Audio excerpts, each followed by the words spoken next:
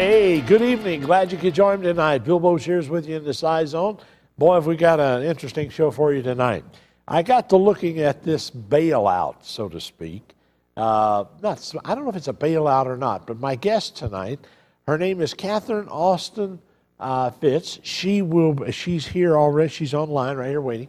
We're going to get together to talk about some of this stuff about going on in this bailout you may not have heard about, and if you did, you may not like what you're going to hear, but you're going to hear some things that you didn't hear in the debate, and you sure as hell didn't hear it on the floor when they were talking about this bill. Anyway, my guest, Catherine Austin Fitz, are you there, dear? Oh, it's good to hear your voice. It's good to be back. It's good. We're glad to have you. Catherine was with me a number of times on WLW, and now that we're doing TV, the next time you're in Cincinnati, you got to stop by, kid. Okay. Anyway, I went to your website. I got to tell you, you got one of the best websites in town.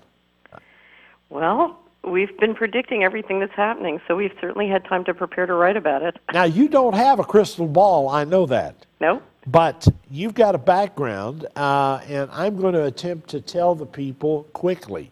But better than that, why don't you tell them how you got started in all this? Well, actually, Bill, the way I got started is I grew up in West Philadelphia. Yes. My father was a surgeon who taught at the University of Pennsylvania, so I grew up in West Philadelphia at 48th and Larchwood, and I watched my neighborhood get destroyed by drugs and HUD mortgage fraud. Yeah, well, it's not new, is it? And it's funny, as a little girl, I used to watch, there were Forcer's scam home builder deals built at catty corner to my parents' home, and it had wiped out a lot of the equity value in my parents' home. And I used to walk past these 4 boarded-up homes, and they had a sign that said, by order of the Assistant Secretary of Housing. And I used to think, who is that? I won't even use the word on the air. And then I went to I had a very successful career on Wall Street. I became a managing director and partner of a member of the board of directors of Dillon Reed & Company, which is now part of UBS. And then I went to become Assistant Secretary of Housing in the first Bush administration. And I'll never forget being sworn in as Assistant Secretary. And the Secretary of HUD said, by order of, by the power vested in me and President, you are now Assistant Secretary of Housing. And I thought, oh no, I'm the a-hole. I'm the one that's got to do all the damage here.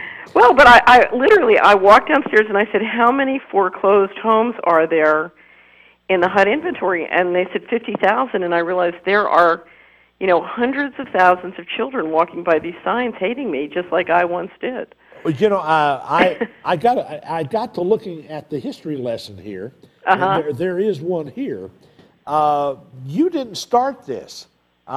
This was started after, I don't know when you left, but... what happened was I left the Bush administration in 1990 and started an investment bank in Washington called the Hamilton Securities Group, and later, several years later, got hired back on competitive bid to serve as the lead financial advisor to FHA, and then was fired by Andrew Cuomo. And in fact, it's funny, you'll hear me introduce at conferences where people say, this woman has impeccable bipartisan credentials. She's been fired by both the Republicans and the Democrats. Both of them. Now that right there puts you on first base for scoring.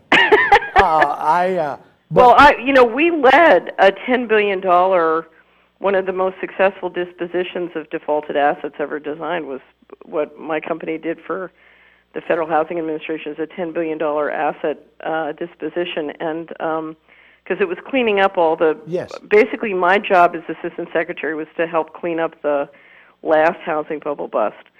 So I've kind of lived through this cycle before, although then, Bill, our economy was in much stronger... yes, it was. ...basic condition, and so we were whacking hard at something that was much more healthy. Now, this time around, we're going to be whacking even harder at something which has been pretty much strained and eviscerated. So it's going to be a different situation. Catherine, are we, and this is referring to your 10 reasons why not, I'm going to get right to it. Should we be bailing out these banks or these people? The derivatives have no oversight. The hedge funds have very little, if any, oversight, no accountability. and you and I basically, if we right, but remember, Bill, I just want to say one thing, because you don't want to fall into the trap of saying there wasn't enough regulation. We've had, I don't disagree that it wouldn't help to have more laws on the books related to derivatives. Okay. But we've had tremendous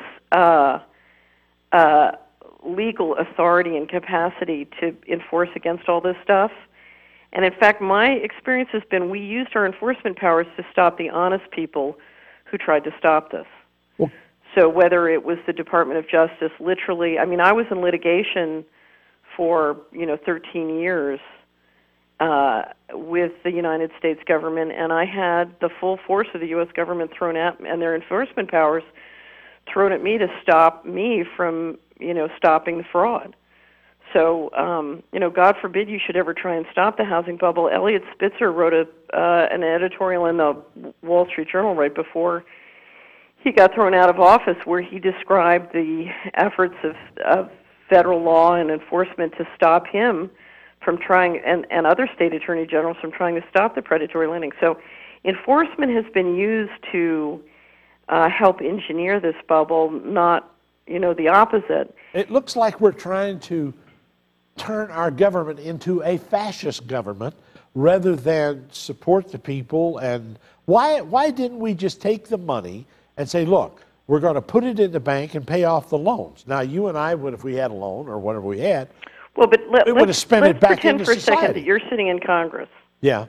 So you're a congressman and you're a senator. There you are. Now, are you going to vote for what the people want, or are you going to vote for something else? I'm going to vote the way the guy who gave me the money to be reelected wants me to vote.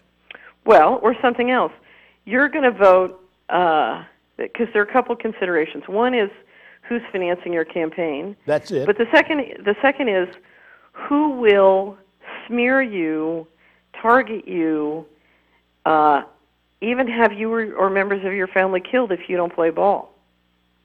I mean, if you go back and look at the history of the last 2 decades of congressional, governmental, and business leaders who said, no, this is wrong, we're not going to do this, and you look at the amount of violence that they have experienced, it's quite extraordinary. Well, what are you saying? There's a secret government after us, or there's somebody running a riot, a different level of? Well, if you go to my website at www.solari.com and you click to, for example, I wrote a story called "Dylan Reed and the Aristocracy of Stock Profits." Yes. Which is a case study that I finally realized I should write to help people understand how the system really works. And one of the things it describes is the targeting of me and my company.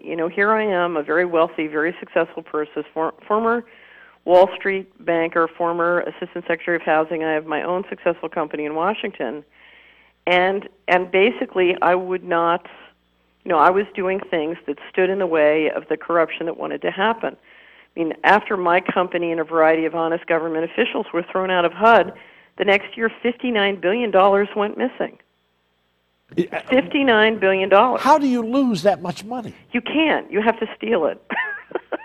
That makes and frankly, sense. You have to use great deals of mortgage securities fraud to steal it, is I suspect how it was done. So if in fact, but that, Bill, that's not a secret number. That number is from federal documents when the agency came in and said we're not going to produce audited financial statements as required by law. And by the way, we have $59 billion of undocumentable adjustments, and we had 18 billion or 19 billion in the opening balance. And we're not going to bother to figure out where it went, or we're never going to reconcile the books. We just promise we won't do it next year. This bailout, nobody has any idea of how much this is going to cost to start with. Right.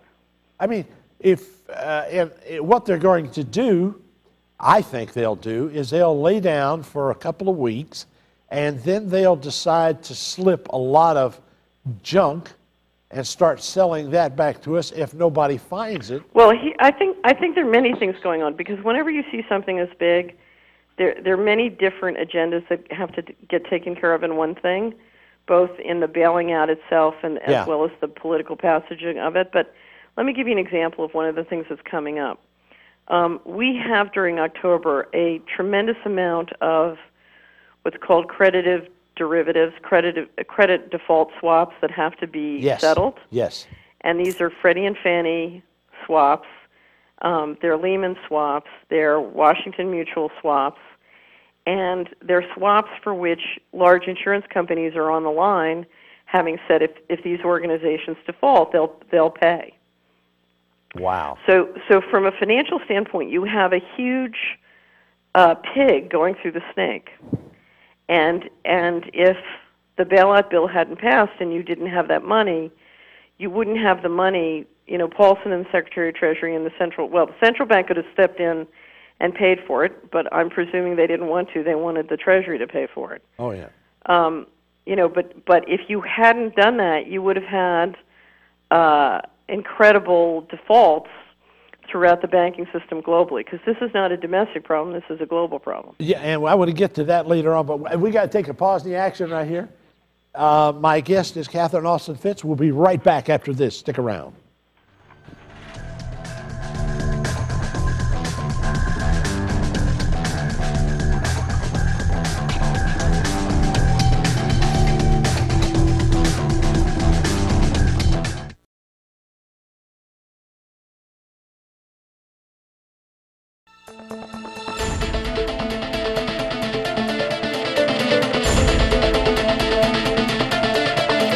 Back in the Scizone, Bill Boshears with you tonight. My guest is Catherine Austin Fitts, and talking about the 10 reasons she gives not to bail out Wall Street. And she's making more sense than anybody I've heard speak on the Hill, period.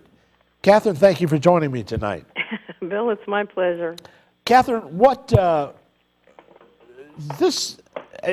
is this an obstruction of justice? Well, one of my concerns about the bailout is what we saw before with the cleanup of the last housing bubble bust was there was huge document destruction. Some of it just coming from the chaos. Some of it, I think, was intentional as a result of moving the assets out of the private sector into the government and then turning around and selling them oftentimes without many or all of the documents. So you're clearly going to get the disappearance or destruction of a great deal of documentation which could prove fraud, and in many cases would be the basis of establishing a money trail whereby money could be recaptured. So my concern is, as a matter of state, what we're going to see going on is really significant obstruction of justice as a matter of state policy. Are we looking at who's going to pay us? I keep hearing somebody say, well, if we sell some of this, when we get it, we'll sell some, and then if we make any money, we're going to share that with you. Well, just who in God's name does Wall Street owe you and me, Catherine, or is it just they're going to get it? Well, my take on all of this. Let me tell a story, Bill, because it's important context. Okay. In the summer of 2000, I was giving a speech to a wonderful group of people called Spiritual Frontiers Foundation International. And I've been asked to give a speech about organized crime and sort of the economics of organized crime and how that related to our government. So in the middle of the speech, I was talking about the fact that the Department of Justice the year before had said that the U.S. financial system launders $500 billion to $1 trillion a year of all illegal cash flow. So that's everything. That's narcotics trafficking, it's financial fraud, it's tax evasion, it's everything. Gee. So I said to this wonderful group of spiritually evolved people, what would happen if we stopped being the global leader in money laundering? And they said, the stock market would go down because that money would go to other stock markets around the world, and we'd have trouble financing the government deficit since we pay for, our government expenditures by borrowing. And so our taxes might go up, or our government checks might stop. And I said, okay, well, let's pretend there's a big red button up here on the lectern. And if you push that button, you can stop all hard narcotics trafficking in your town, your county, your state, your country tomorrow, thus offending the people who control $500 billion to $1 trillion of all illegal monies and the accumulated capital thereon. And so I asked these this audience of 100 people how many would push the red button, and can you guess how many would? I have no idea. One. So I said to the other 99, why would you not push the red button? And they said, we don't want our government checks to stop. We don't want our taxes to go up. Oh, and so we don't want our mutual funds to go down in price. Oh, so it's whose ox is being gored temporarily. Well, here's the problem. We have a system, we're all part of a system which is not sustainable. And we're dependent on non-sustainable behavior, whether it's environmental damage or organized crime or warfare. I don't know. Yeah, I agree with you totally. Right. And so we as a society are financing our daily expenditures by doing things that are not sustainable. And so now what is happening, the time has come to kind of face that issue and deal with it. That has. Now, we can say, look, we don't want to deal with it. We just want to spend more money to keep the thing going for another couple months till after the election. The problem is every time we do that, it's like a body on drugs. And the more we give the body drugs to keep it going rather than cold turkey, exactly, the worse it's going to get. So the question is, when do you want to face the music? And my attitude is we still have tremendous resources in the real economy. We still have our freedoms. And now is the time to face it and deal with it rather than later, because every time you give the body politic more drugs, it's going to make it worse. It never fails. We've got some callers online. Would you like to take some calls? Absolutely. All right, let's go right to Don. Been there the longest. Don, you're online with Catherine Austin Fitz. Good evening, Catherine. Hi, Don. Well, your voice is sorely welcome in Cincinnati, believe me. From what I assume by what you're saying so far, I'm sorry, Bill, good evening to you, sir. No problem, go you're right ahead. You're a scholar and a gentleman as well. Thank you. I take from you, if I assume everything, we're the pirates of the world. That's what we've become, the pirates of the world. Well, I would say that the U.S. military and intelligence machinery and financial machinery is financing and managing things for the pirates of the world. Yeah, that's true.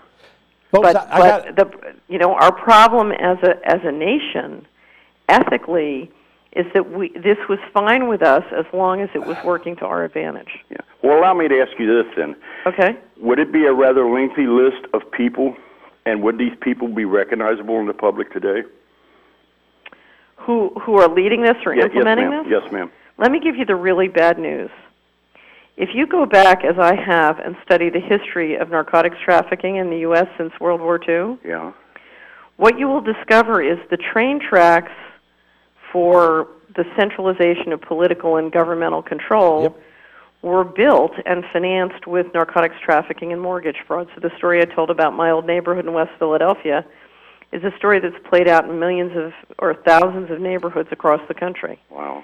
And one of the ways this has snuck up on us is we've all agreed, one way or the other, to allow narcotics trafficking targeted in children in our community or county to occur without us stopping it. I'll tell you what, it's a terrible thing. Don, I appreciate your call. Thank you so much, sir.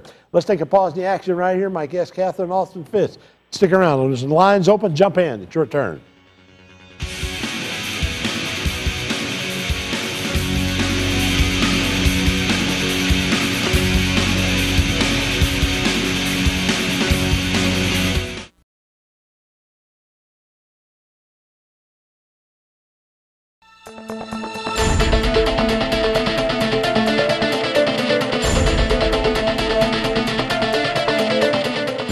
Bill Bushier's back in the Scizone with you till 12 o'clock tonight, and my guest, Catherine Austin Fitz. Catherine, give them your website, will you please? It's www.solari.com. That's spelled SOLARI.com.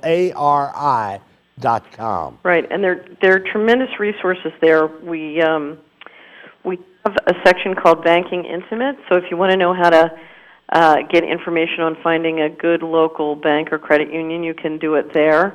We have a section on the missing money, which gives a whole history of all the money that's disappeared from the federal government. More than $4 trillion and counting now. Catherine, it is the best website on money that I have ever seen. Well, the blog, I was going to say the blog is sort of the thing that gets the most traffic, because what we're trying to do, Bill, is every day cover the latest events and help people understand I'll tell you what's really going on. Ladies and gentlemen, you who have a computer and watching this, you need to go to www.solari, SOLARI.com. As soon as the show's over, go look at it. You're going to be pleasantly surprised because everything is easy to understand. And if I can understand it, anybody can. Let's go to Marlene. You're there, dear. Go ahead. Hello? Hello, Marlene? Hello, how are you doing today? I'm doing well. Go ahead, dear. You're on the air. Yes, I was calling. Earlier you was mentioning that about the bailout. You were saying that they was going to resell us everything. What do you mean by that? Say that, Marlene. Say that again. I couldn't hear you. I couldn't. You're breaking up there. Go ahead. Say it again. Earlier you were talking about the bailout. Yeah. And earlier he mentioned that they were going to resell us everything. What do you mean by that? Well, what they're going to do, they have a $700 billion line of credit with the authorized with the government. What they're going to do is they're going to use that to buy assets from large financial institutions. They will then sell those assets, and they will use the proceeds from the sale of those assets to then replenish the line of credit and buy more. All right, Marlene, good luck to you. Thank you. Let's go to Joe. Joe, you're there. Bill, I'm a practicing CPA. If I try to do these type of things in my firm, you'd be in jail. Do you know what would happen to me and the people who work for me? You'd be in jail, sir. Go ahead. Exactly. And the second thing is, I would think that a lot of people would want to change their withholding on their paycheck to 10, so no taxes is withheld. So when they file their taxes, if they file their tax return, there would be no taxes due, and not to file their tax return because money is the only thing that Congress seems to understand. Well, if no tax return was filed and no money was paid, that would get Congress's attention. But you know people are not going to do that because they're afraid and because they don't listen. Well, they don't want to take time to find out. It's easier to ask somebody to fill it out for you, do it this way, get it over with, I'll just pay it and move on. I don't want the hassle, is what people are doing. That's exactly right. And more people are afraid that they're going to make an example out of them, and everybody else is going to be picked on too, because I can tell you that's what's Joe, I'll tell happen. you what, once you go to the website, you're going to be pleasantly surprised. I have been to the website, and I'm not surprised. Thank you. It's a good one. Thank you, sir. Bill, can I make a suggestion? Please, go right ahead. I think there is a real opportunity for, because clearly the last caller is very well educated and capable, for CPAs and attorneys, particularly tax attorneys, to come together within a county and look at the possibility of us filing our taxes, paying them, but paying the money into an escrow, and literally turning to the U.S. government and saying, if you are not compliant with the laws related to financial management, which they're not, they're in complete violation of all the laws, we have the right and obligation to do the equivalent of a citizen arrest financially. And we're going to put this money into this escrow, and we're going to use it to pay governmental purposes within our county. So here are all the things normally you would pay. We're just going to take care of them ourselves. Don't bother to pay them. And here's a check for the national debt, and thank you very much. 381-3838. Let's go to Mink. You're on the line, sir. Go ahead. How you doing, Bill? You look nice tonight again. Well, thank you, as sir. usual. And Catherine, I have a question for you. Okay. A couple of them. Do you know what a conscientious parallelism is? No. Okay. Well, you can look it up in your law dictionary. That's short of, and it's prohibited by the law. Okay. It's short of a conspiracy. Would you say we have conscientious parallelism in this incident or a true conspiracy? Oh, man. That's one question. Good question. Good question. Now, the people engaged in the bailout? Yes. And absolutely. Including the Congress, if you go to my blog, I posted a link to a conference call that Treasury had you got to hear that. last Sunday. They got on the phone with a whole bunch of analysts from Wall Street, from firms who are expected to participate in selling assets into the program, and proceeded to tell them why they didn't have to worry about all these things they were promising Congress. It's quite remarkable. And as far as one question I have, I'm not an attorney, is it evidence of, well, I would have said treason, but I guess your term is probably the appropriate one under the law. Okay, and I have another question for you. I use a local charter bank, Okay, Mm-hmm. it's privately. It's a state charter or a local charter? It was after the fallout. We had a thing called Home State Savings and Loan here, and of course, you know the Bushes were involved in what Silverado, if I recall. Right. That was in Colorado. Yeah. Are you in Colorado? No. I'm in Cincinnati. Okay. But we had Home State that was connected to it, Yes. to the Keatings, and you remember Keating and all those fellas. Well, this is one of the guys that lasted. Okay. A good friend of mine, and I use a charter bank. I also use a credit union. I do not use any banks, period. None.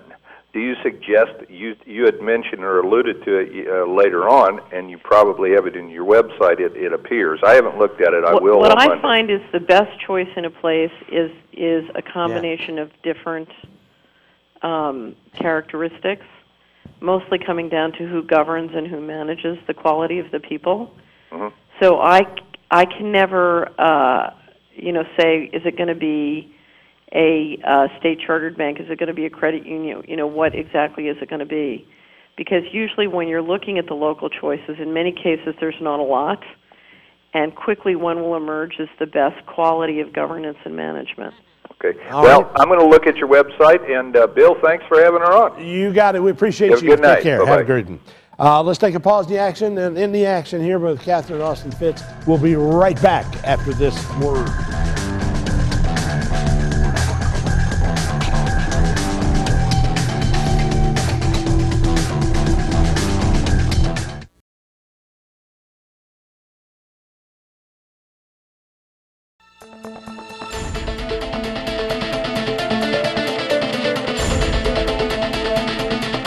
Back in the Scizone with Bill Boshears and my guest, Catherine Austin Fitts, who is the head of Solera Incorporated. Now, you want to go to the website, www.solari.com.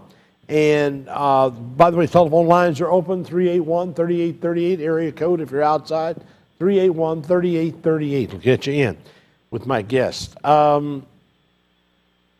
Who are the good guys? Are there any good guys in this? Bill, there's so many good guys. There's so many good guys. That's the terrible thing about this.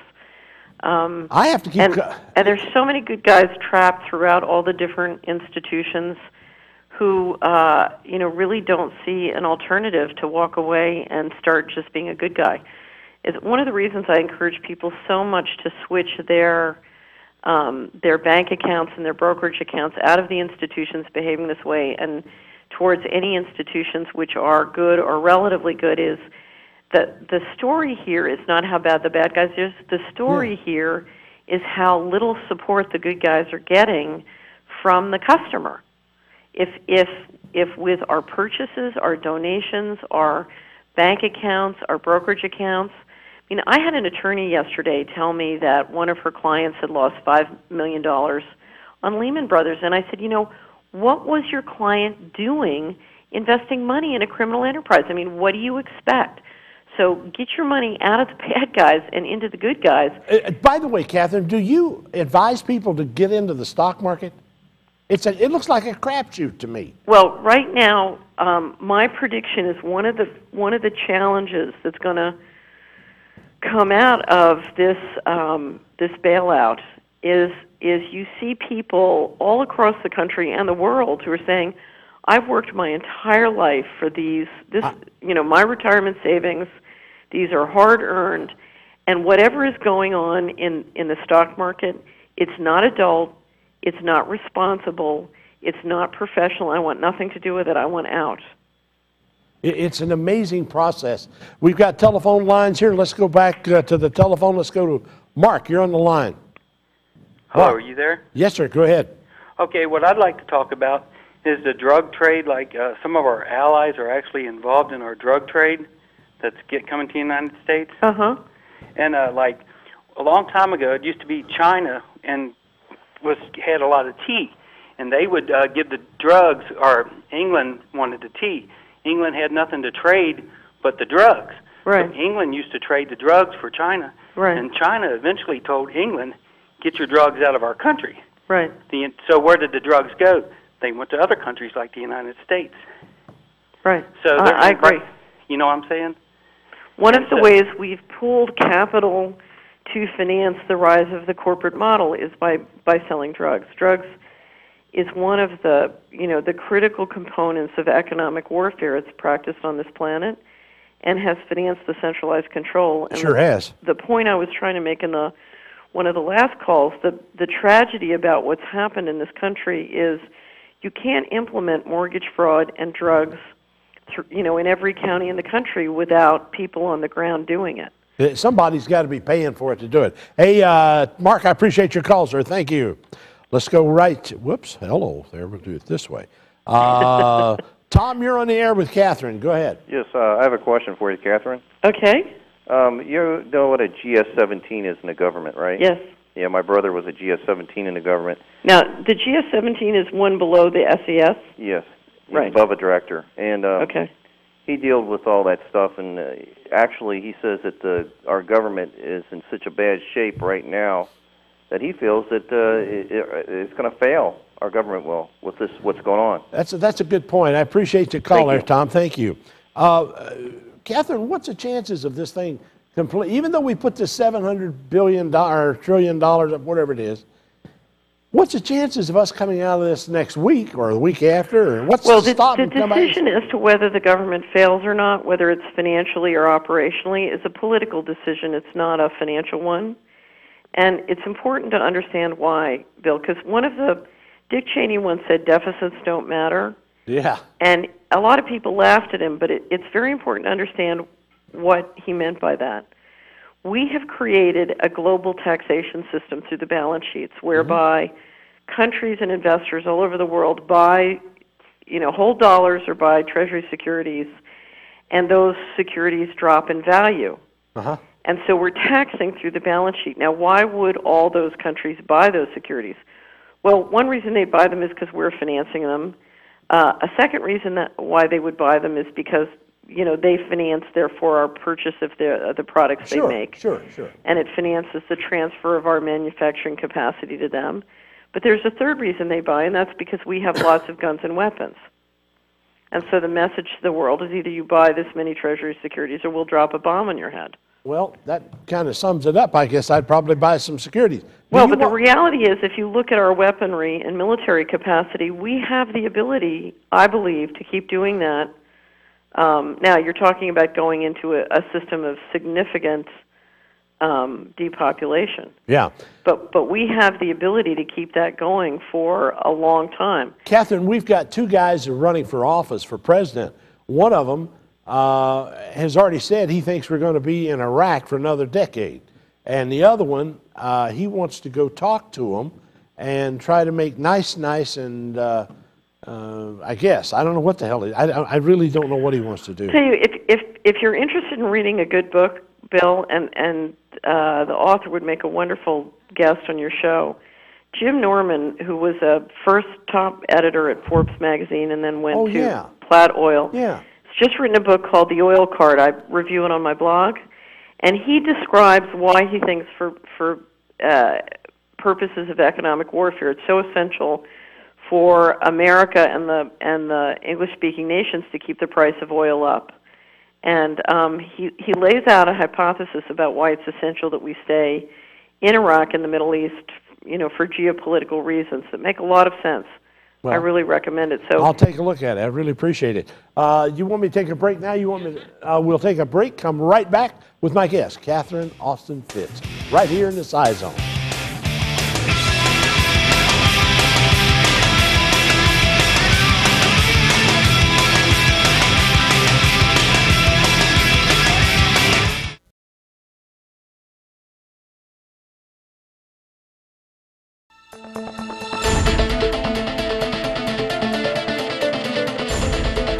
Right back to you and your telephone calls, 381-3838. There's lines open here. Jump in. My guest, Catherine Austin Fitts. Catherine, I want to thank you for being here and taking the time out of your busy schedule. It's always a pleasure, Bill. It is on our side anyway. Let's go to Joe. Joe, you're there, sir. All right. Yes, sir. Joe?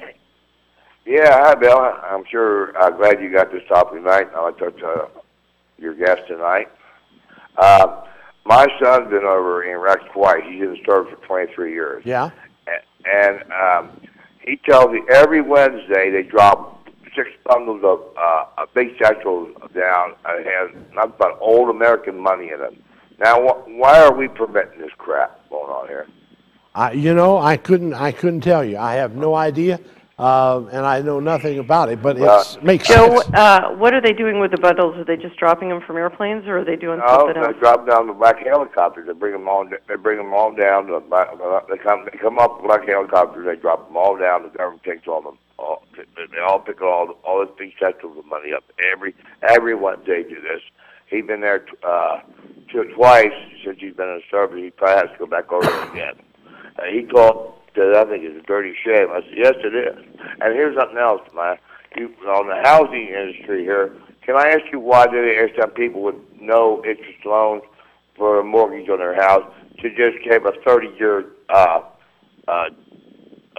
flat rate where they couldn't raise the rate up until we wouldn't be going through this crap now where everybody got bail everybody out of here. If they would have gave them a 30-year fixed rate, why couldn't they have done that? Well, it was their choice, I believe. I think that's the way they handle that. Anyway, I appreciate your call, Joe. Thank you, sir. I do. Thank you. You got it. I don't know that there was a question there. I think it was, why don't he give? Well, I think it's very important to understand one thing. I was part of a group of people in Washington who were at the table saying the American people, we're in the process of shipping jobs abroad. Incomes are going to fall. We need to help people pay down their debt and improve the flow of capital to small business so we can create more jobs in the economy and protect the middle class from what's about to happen.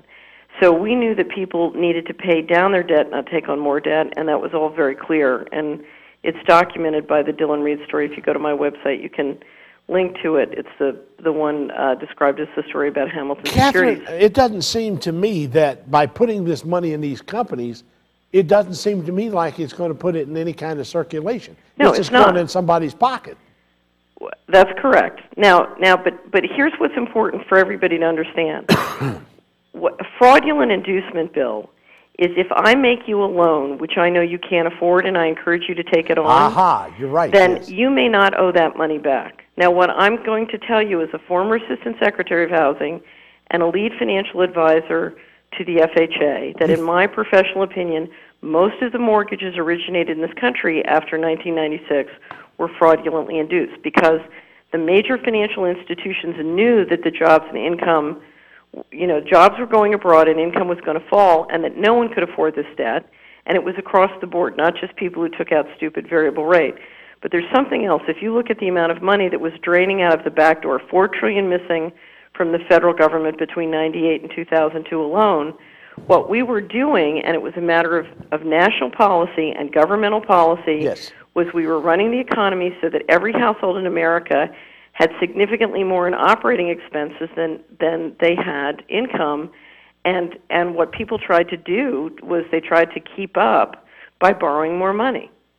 And the problem is that was nothing but a trap, an entrapment. So this has happened across the board, and it's not just people who were profligate, it was people who were responsible and tried to do their very best. Catherine Austin Fitz is my guest. Telephone lines are open, 381-3838. Let's go to Ty. And Ty, go ahead. Hi, Bill. How you doing? I'm okay. I just wanted to give you one example of what happened to myself. I bought a house in 1996 and for $75,000. 2 years later, they gave me a loan on that same house for $150,000. And now I'm no longer on the house because of a divorce, but the fact remains that $75,000 home is still, now I think it's worth about $85,000 in the county there in Florida, but it's got a $150,000 loan on it. Now, that's what happened to a lot of people here. It did in fact. I appreciate the call, Ty. Thank you, sir. Thank you. I guess that happened to a lot of people. Do you want me to take a break now, Dr. Good?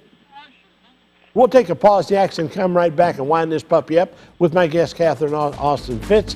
381-3838. Jump in. It's your turn.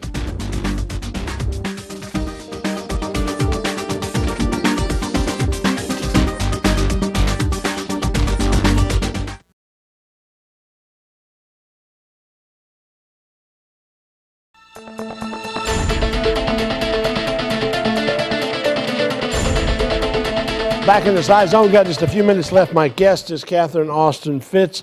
You need to go to her website, www.solari, SOLARI.com. Take a look at it. Let's go back to the phone. Let's go to Norm.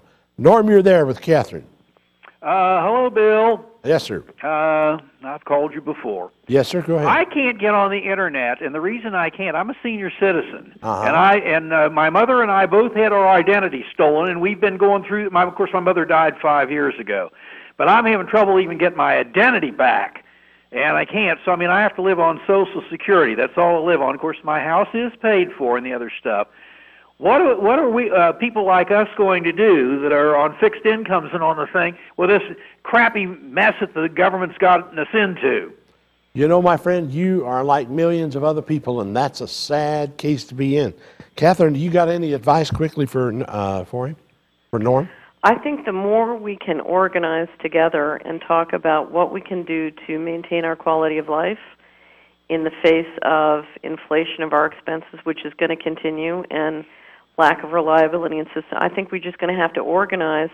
One of the things we can do, Bill, if we organize, is start to learn more about our local government budgets and start to find opportunities to re-engineer the money to make sure the money's going in ways that really support us. That's a great idea. Norm, appreciate the call, sir. Thank you. Let's go right to John. John, you're there, sir. Yes. Go ahead, sir. You're on the air with Catherine. Catherine, I'm so glad to hear from you because you come from, I think, the old school. I bought my house around in the 70s. And if I had got involved, one of the things that I stayed away from was from credit cards. I believe to this day that I would have lost my home by now. But here's what I want to ask you. Back in those days, they warned us about reverse mortgages. Now, do you still feel that way about them? Then I heard something that they're talking about reviving it some type of way, and I just wonder if you've heard anything to that effect. No, I'll hang up and take my your answer off the phone. All right, thank you, sir. When I was Assistant Secretary of Housing and they started to push HECM's reverse mortgages, yes, it terrified me because what kind of country would require our elders to live off the equity in their home and thus decimate their estate? It was frightening to me and said something was terribly wrong. And if you look at the expenses that get pulled out on some of those deals, it's it's just terrible. So I'm very uncomfortable with them, and I'm very uncomfortable about a world where we would need to do that. Now, I say that, and I know that there are seniors who, this is what they have to do to make ends meet. And so I would hate to foreclose that. But to me, it's a symptom of something terrible. As far as a new development, I haven't heard, but just because I haven't heard doesn't mean that something isn't going on or something isn't up. Absolutely. It changes day to day. Catherine, obviously this bailout's going to drain the real economy rather than invest in the real economy. Right. I don't know. We've got to get jobs back. We lost 100 and some thousand jobs last month, and it goes on and on and on. Okay, now let me tell you the opportunity, Bill. If you were to walk around a community and look at everybody's bank deposits and their 401k. So if I were to walk around Cincinnati and look at the endowment at the church or the university and the money at the school board, what I would see is all the money in my community is being shipped to Wall Street. Exactly. And so we have the power to say, wait a minute, how can we start to whether it's where we bank, where we donate, where we purchase. In other words, what I hear you say is, let's keep all of it local. Right. I'll never forget sitting in a group of women, and one woman was banking in a local bank who was shipping their money into a large New York bank, and the second woman had a 401k, was investing in stock in the same bank, and then the third woman had financed her company with her credit card with the same bank as the other two, and was borrowing the money. They jacked up the rate to 23%. So two women were earning 4% on their capital, and the bank was then lending it to their friend for 23%. Jeez. Well, why are we letting that happen? We control, not the bank. That's what you do. Mary, you're on the line. Go ahead, quickly. Yes, I was just wanting to ask Catherine if she had any idea about any other international economies and international CDs. Would it be a benefit to put your money in other countries other than ours? Well, I think there are, if during a deflationary period you're looking to protect your money by putting into fixed income, the advantage of having it in countries that are more soundly run and more financially sound than ours and have more natural resources and less debt per person, that's certainly merit in that. But you have to be very careful to pick countries that are very well managed or have those characteristics. I should mention, I just did an audio seminar, which I really recommend to people grappling with this, called Position Your Assets for Growth in Uncertain Times. You can buy it at the store at our website. And it goes through the characteristics of countries where sovereign bonds would be an attractive investment to help you ride through inflation. One of the issues, of course, is that they're denominated in different currencies than our own, and so you will gain or lose principal according to how the currencies fluctuate at the time that the bonds mature. So you want to be careful that you're in a strong currency. If the dollar falls, which it could, it's very high right now. But if it falls over the next year, then these bonds could be quite an attractive place to be. Mary, I appreciate your call. Take care and stay safe, my dear. Thank you. Catherine, I want to thank you so much for taking the time to be here. My pleasure, Bill. Always a pleasure. Will you please come back? Absolutely. You got it, Mike. We'll be in touch. You take care. Stay safe. Bye. Gotcha. That was Catherine Austin Fitts. I'm Bill Boshears. Every week we're right here talking about the different things that you don't hear in the newspaper. And I'm sorry you don't. Tonight there was a lot of things I wanted to get to, but you with your questions were more important. Please, this is your show. It's driven by you and your needs. Every week, 11 o'clock right here, tell your friends about us. And by the way, if you missed any of the other shows, they're in the archives. You can go to WBQC.com, click on Scizone, and watch the others. We appreciate you, your opinions, and above all, your interest. Take care, stay safe.